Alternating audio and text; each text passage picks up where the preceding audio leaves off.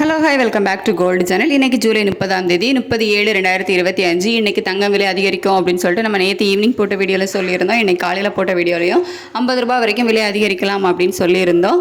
ஆனால் நம்ம சொன்ன மாதிரியே பார்த்தீங்க அப்படின்னா தங்கத்தோட விலை வந்து அதிகரிச்சிருக்குது. நம்ம 50 ரூபா வரைக்கும் எக்ஸ்பெக்ட் பண்ணோம், ஆனால் கூட 10 ரூபா சேர்த்தே வந்து அதிகரிச்சிருக்குது.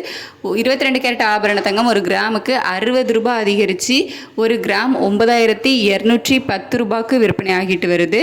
ஸோ 22 கேரட் ஆபரண தங்கம் ஒரு கிராம் 9210 ரூபாய்க்கு விற்பனை ஆகுது.